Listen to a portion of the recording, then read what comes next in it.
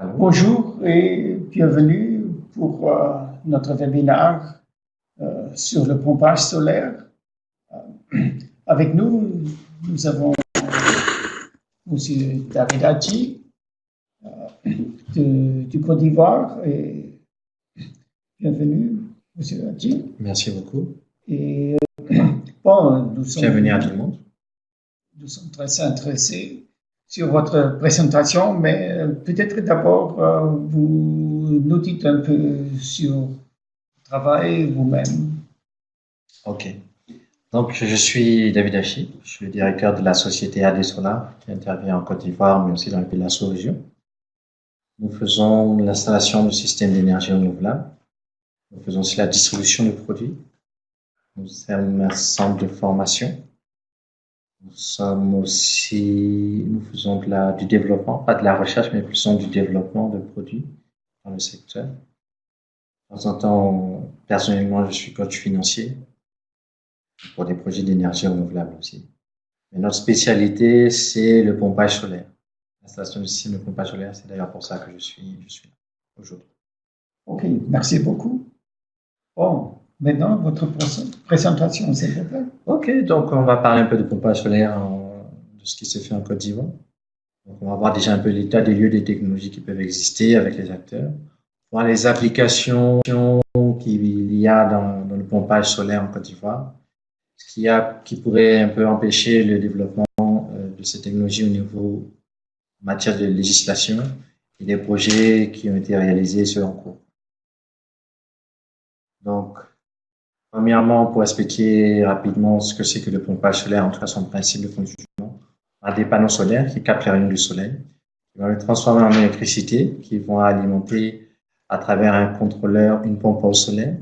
Cette pompe à eau solaire lorsqu'elle va recevoir le courant des panneaux solaires en début de journée, pomper l'eau, qui va être par la suite stocké dans un château d'eau en hauteur.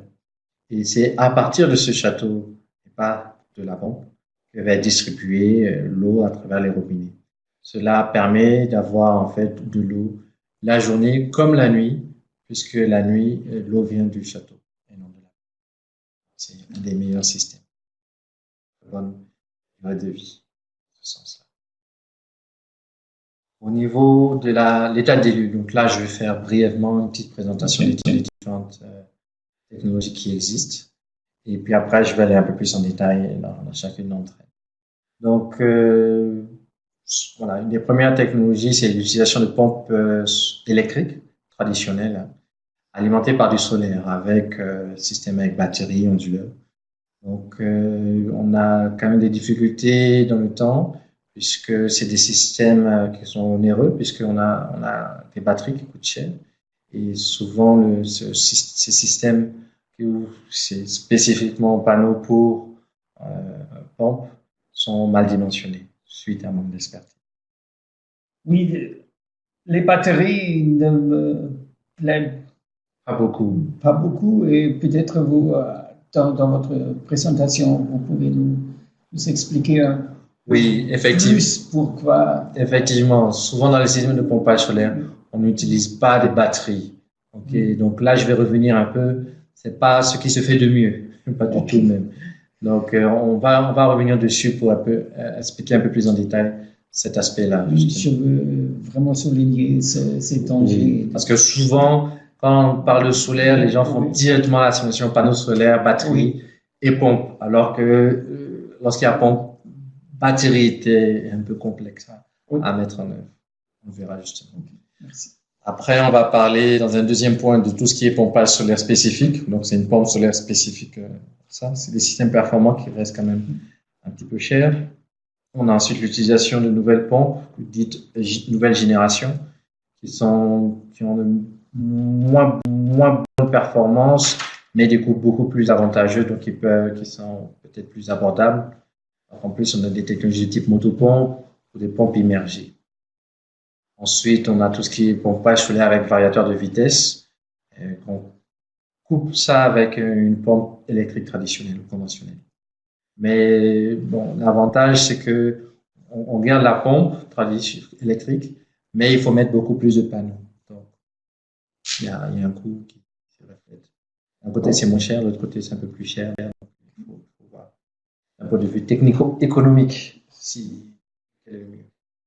Donc, pour revenir au point numéro un, le pompage avec une pompe électrique classique et un système onduleur batterie. Alors, la plupart de ces systèmes d'installation sont tombés en panne assez rapidement, okay, parce que les batteries n'arrivent pas à tenir le coup. Pourquoi? Parce qu'elles sont souvent surexploitées avec des panneaux sous-dimensionnés et une pompe surdimensionnée, et avec souvent des installateurs qui ont été pris au bord de la route. Donc, ça fait un mélange qui ne tient pas souvent la route dans le temps. Donc, c'est vraiment pas le meilleur système qui existe. Cependant, pour des systèmes où on utilise des microgrids ou des mini-grids, où on couple un pompage solaire dans le grid complet, dans le système complet, la partie pompage ne représente qu'une faible partie de la consommation. Et donc, dans ce cas-là, le système de pompe solaire traditionnel prend du sens avec le système sur batterie. Mais seulement dans ce genre de cas. Il y a des exemples de projets qui ont été bien réussis dans le projet Zanzan avec 210 kW, ou bien 210 000 watts pour parler plus terre à terre. Et il y a un autre projet à Bengourou avec 12 kW. Donc, le premier, c'est un mini-grid, le deuxième, c'est un micro-grid.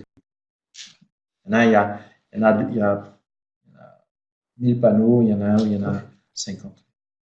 Oui, seulement dans ce cas, il fait de la sens. Tout à fait. Oui.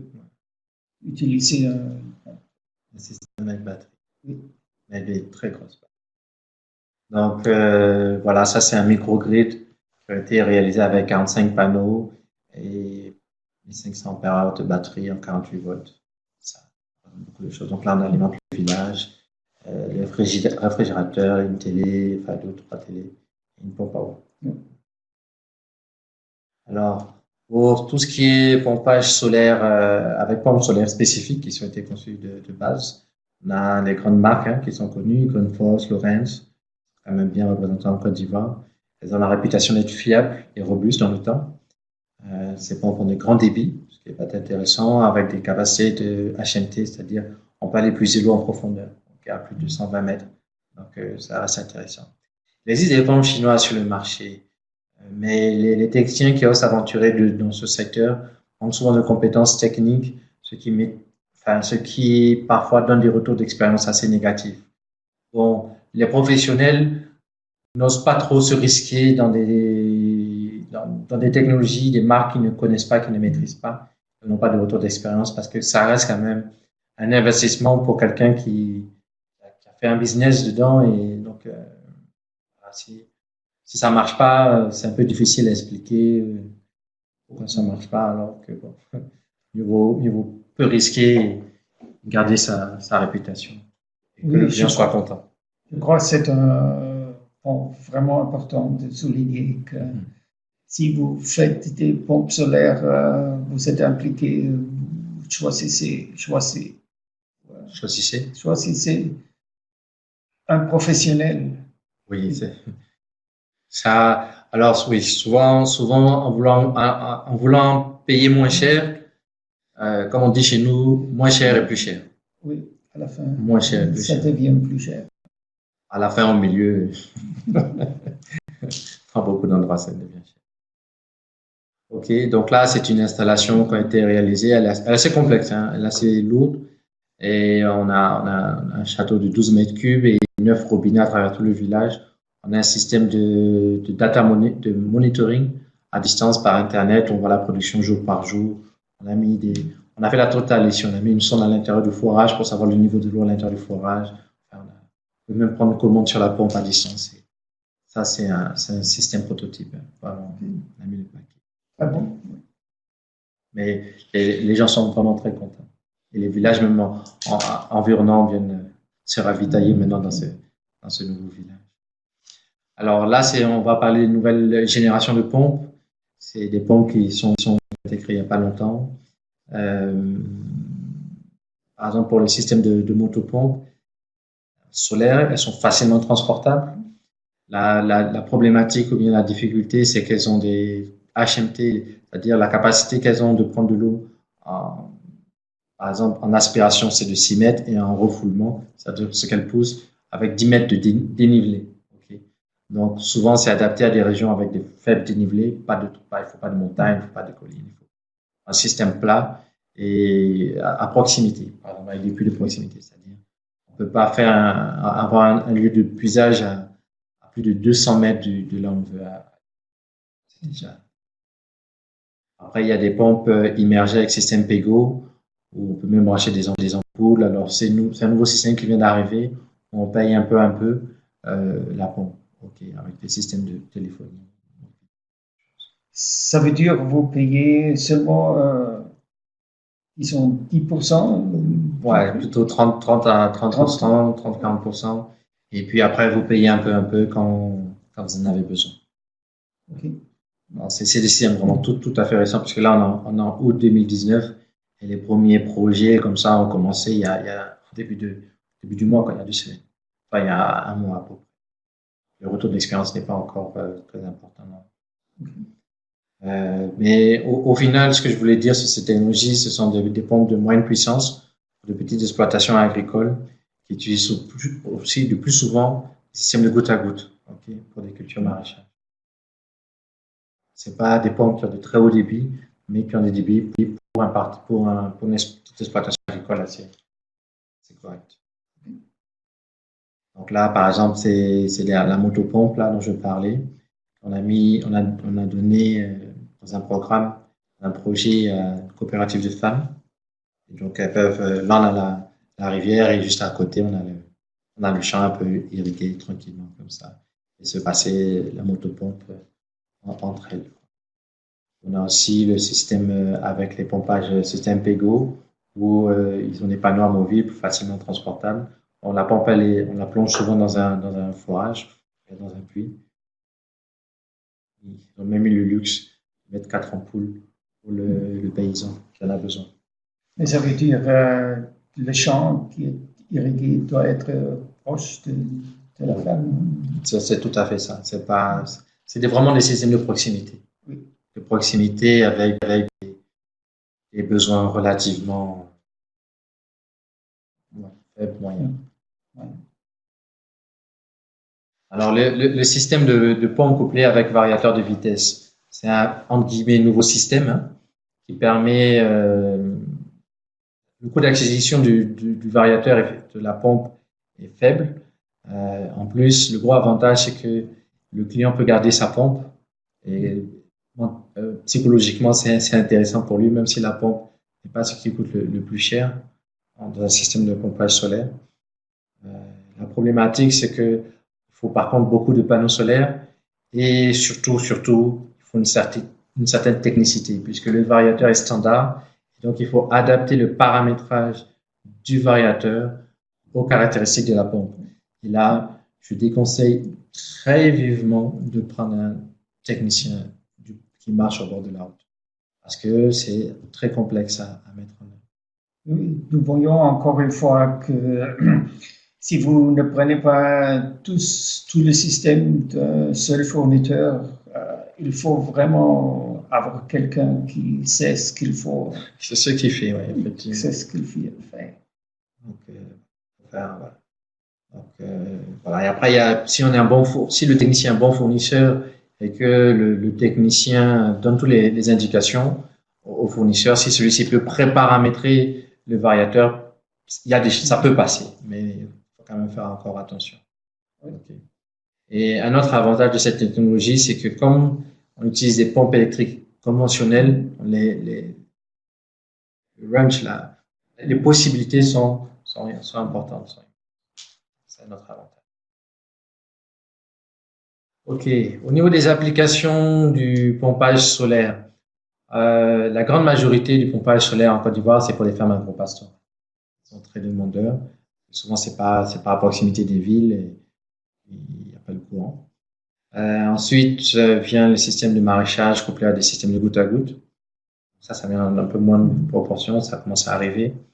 Il y a les systèmes d'adduction d'eau potable pour les villages, les campements.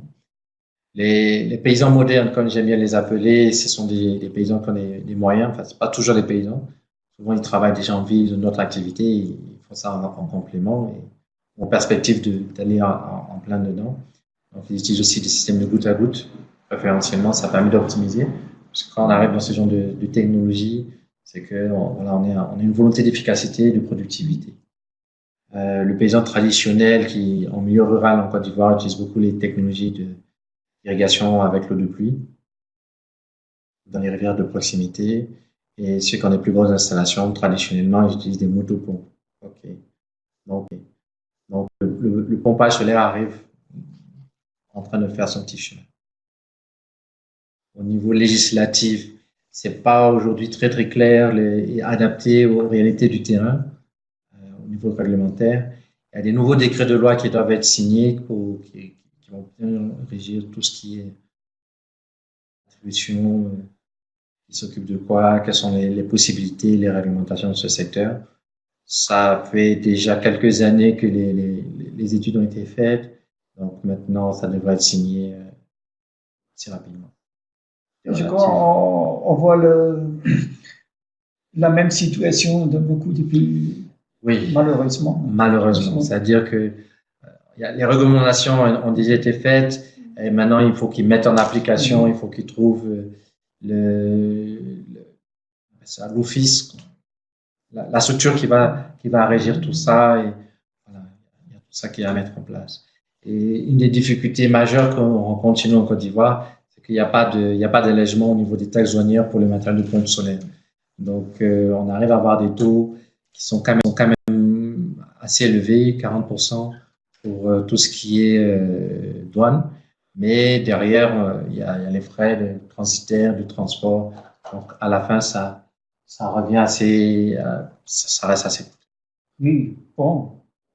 Seulement les taxes de 45%, ça, c'est vraiment beaucoup. C'est beaucoup. Moi, je me rappelle, j'avais acheté une pompe que j'ai fait venir par avion, une seule pompe, certes.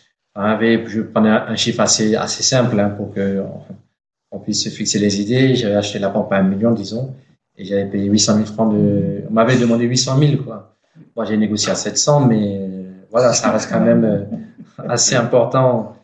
Derrière, après, il faut qu'on le refacture au client, donc ça reste quand même, voilà, c'est pas à la portée du petit paysan standard. Oui, bien sûr.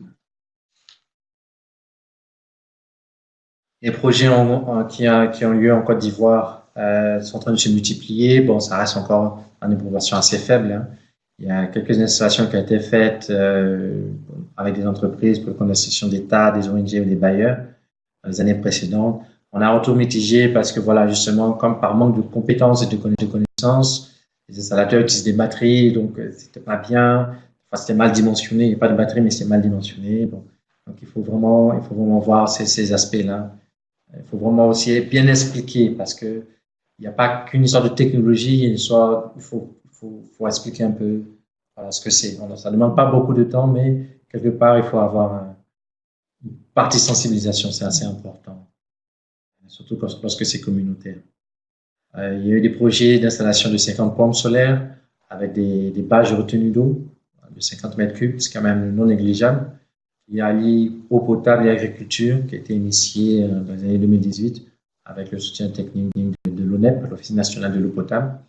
Bon, ça a été terminé il y a 2-3 mois, donc on est encore en phase d'observation et où on regarde les retours d'expérience. On ne peut pas tirer de conclusion tout de suite. Ils ont lancé très dernièrement un projet de pompage solaire aussi, à gros budget, où cette fois-ci, ça va être hybridé, pompage solaire et groupe électrogène. Voilà, ça, l'appel d'offres a été lancé, donc là, je crois qu'ils ont déjà sélectionné déjà des candidats.